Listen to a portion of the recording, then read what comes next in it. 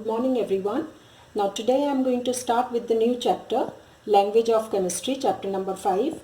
Now in the beginning it is just the recapitulation of the portion which you have done in class 7.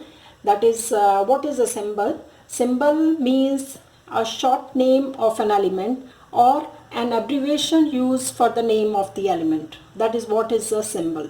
Now symbol can be divided, can be given on the basis of, for example, the first letter of the element.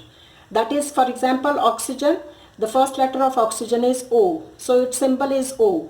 Or sulfur, symbol is S. Similarly, you have phosphorus or carbon, their first letter is taken as the symbol for these elements. And second way of giving the symbol is by using the two letters of the symbol. For example, if cobalt, symbol of cobalt is CO. Now here we have taken two letters of cobalt. Similarly, lithium, it is Li. There are many more examples, like you have calcium or you have helium with two letters taken as the symbol. Now coming to the third category, where the symbol of the element is used on the basis of their Latin names. For example, you have done these names already. For example, potassium, the Latin name of potassium is Kalium, so its symbol is K because it starts with Kalium. Second is sodium, Latin name is natrium and symbol is Na. Then you have iron, Latin name is ferrum and its symbol is Fe. Coming to the next topic, what is the significance of the symbol?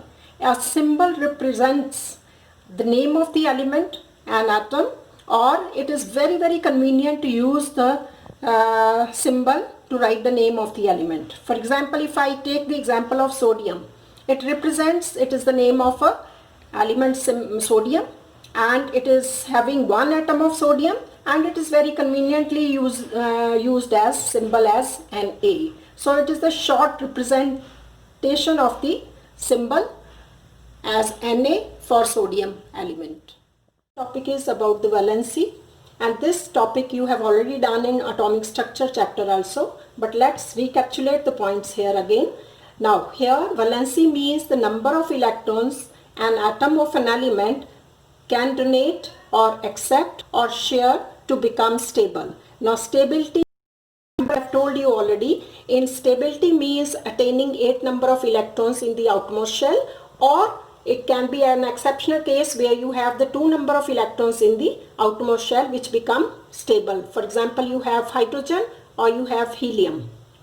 Now coming to the next one, for example, valency in case of sodium chloride. Now this is the formula of the compound of sodium chloride. Here sodium donates 1 electron to become stable and it becomes Na plus 1, which is a cation, and chlorine here it gains 1 electron to become Cl minus 1, that is anion, and it becomes chloride. So both of them, the opposite charges, positive and negative, they attract each other and this compound sodium chloride is formed.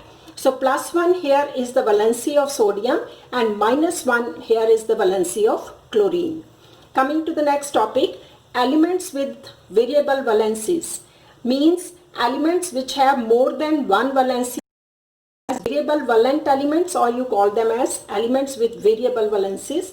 For example, if I see here Fe, there is a Roman letter numeral is written here as 2 and Fe with the Roman numeral written as 3. So this represents the valencies of iron as ferrous, Fe2 ferrous, Fe3 ferric. Similarly, another example, lead, the Roman letter which is written here is 2, means here the valency of lead is 2 and you call it as plumbous, and here you have 4 written here, so that means it is plumbic with valency 4. Third example is mercury, where valency is 1, it becomes mercurous, and here you have valency 2, it becomes mercuric.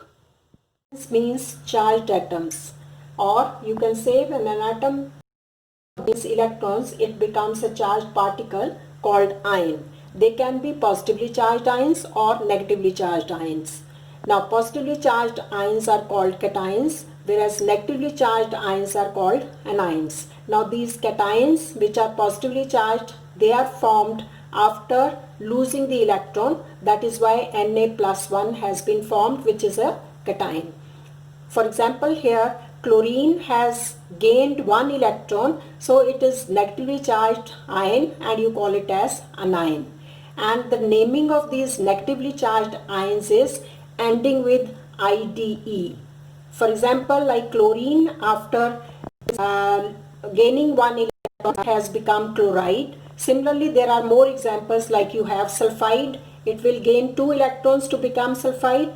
Nitrite, after gaining 3 electrons it becomes nitrite, and so on. So this is how the naming of these negatively charged ions are given.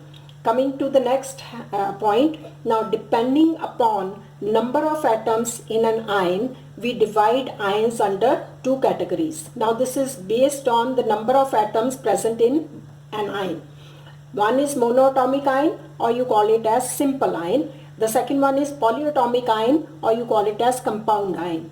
Under monoatomic ion, an ion consists of only one atom of an element. That becomes monoatomic ion but having charge on it. For example, sodium, Na, having one atom of sodium with positive charge. Magnesium, Mg, with positive 2 charge. So it is one atom of magnesium, so it is forming a simple ion. Similarly, aluminium is there, one atom of aluminium with +3 charge. Similarly, now coming to the next heading, polyatomic or compound ions, where you have the ions having more than one atom of an element and they are charged. For example, hydroxide. Hydroxide is having OH. That means oxygen and hydrogen group together and they form OH -1, which is a compound ion. Similarly, you have carbonate, CO3 -2. So it is a compound ion. Now these compound ions or polyatomic ions are named under 2 headings. One is the name ending with ATE. For example, NO3 -1, it is 8 ending with ATE. Similarly, you have sulfate ending with ATE, that is SO4 -2 is the charge. And then there are polyatomic ions which is ending with the name as ITE. Like you have sulfite, SO3 -2, the name ends with ITE. Or you have nitrite, NO2 -1, and so on. That's all about the ions, and in the next class we will be doing the chemical formula of different compounds. Thank you so much.